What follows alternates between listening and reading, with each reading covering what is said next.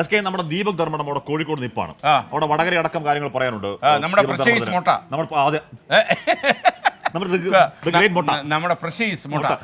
കാര്യം നമുക്ക് തെക്കൻ കേരളത്തിൽ മുട്ടകൾ കുറവാണെങ്കിലും വടക്കൻ കേരളത്തിൽ നമ്മുടെ ഏക മുട്ടയുടെ ലക്ഷണമൊത്ത മുട്ട അങ്ങനെയാണ്. Okay, good morning Deepak Dharmadam.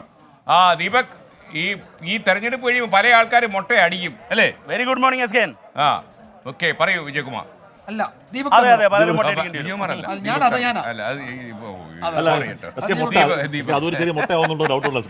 പറയൂ ദീപക് ധർമ്മടം. നമുക്ക് തെരഞ്ഞെടുപ്പ് കഴിഞ്ഞ് വിജയനെ പൊട്ടയടിപ്പിക്കണം. ഗ്യാരണ്ടി. ജനവിധി വന്നതിന് ശേഷം നമുക്ക് വിജയകുമാറിനോട് മുട്ടയടിക്കാൻ പറയുന്നതായിരിക്കും നല്ലത്. അതെ അതെ അതെ.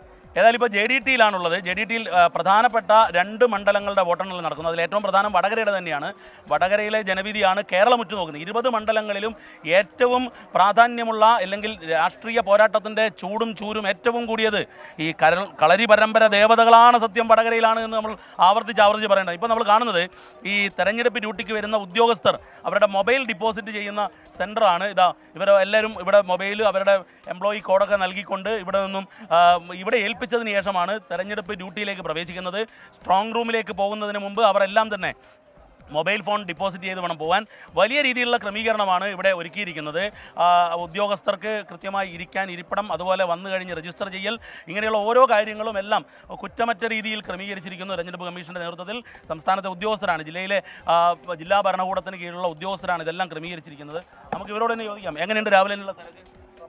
നല്ല തിരക്കാണ്, എല്ലാം നല്ല രീതിയിൽ പോകുന്നുണ്ട്. എല്ലാവരും നേരത്തെ തന്നെ എത്തുന്നുണ്ടോ ഉദ്യോഗസ്ഥർക്ക്? 4 മണിക്ക് തന്നെ എത്തിയിട്ടുണ്ട്. ഞങ്ങളെല്ലാം 4 മണിക്ക് തന്നെ എത്തിയിട്ടുണ്ട്. ഇവിടെ മൊബൈൽ ഡിപ്പോസിറ്റിംഗ് ഭയങ്കരമായിട്ട് തിരക്കുണ്ടല്ലോ. ഉണ്ട്. ഓരോ മണ്ഡലത്തിലും ഓരോ കൗണ്ടർ ഉണ്ട്.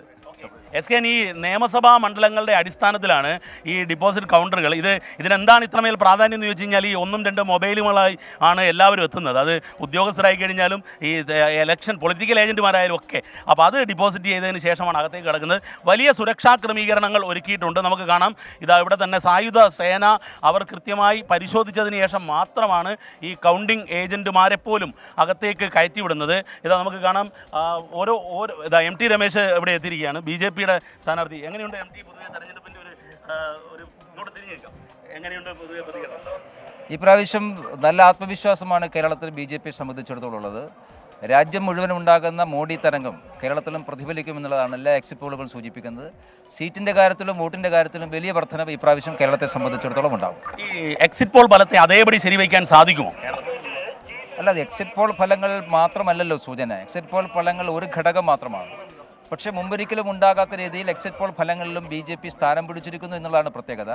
പക്ഷേ ഞങ്ങളുടെ തെരഞ്ഞെടുപ്പ് അവലോകനത്തിൻ്റെ അടിസ്ഥാനത്തിൽ തന്നെ കേരളത്തിൽ 1-ലേറെ സീറ്റുകൾ ജയിക്കാൻ സാധിക്കും. വോട്ടിംഗ് പെർസെൻറ്റേജിൽ വലിയ വർധനവുണ്ടാകുമെന്നുള്ളതാണ്.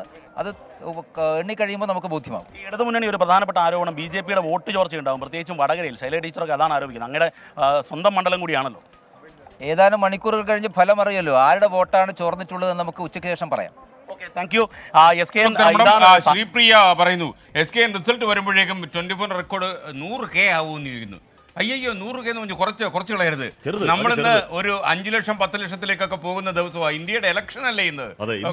അപ്പൊ രേഷ്മ ഐസക് മെൽബണിൽ നിന്ന്, ഓസ്ട്രേലിയ, മെൽബണിൽ നിന്നൊരു കാര്യം. ലോകത്തെവിടെയായാലും ഏത് സമയത്തും 24 വാർത്തകളും ഓഗ്മെന്റഡ് റിയാലിറ്റി പാക്കേജുകളും എക്സ്പ്ലെയിനറുകളും വിശദമായി കാണാൻ ഞങ്ങളുടെ YouTube ചാനൽ നിങ്ങൾക്ക് സബ്സ്ക്രൈബ് ചെയ്യാം.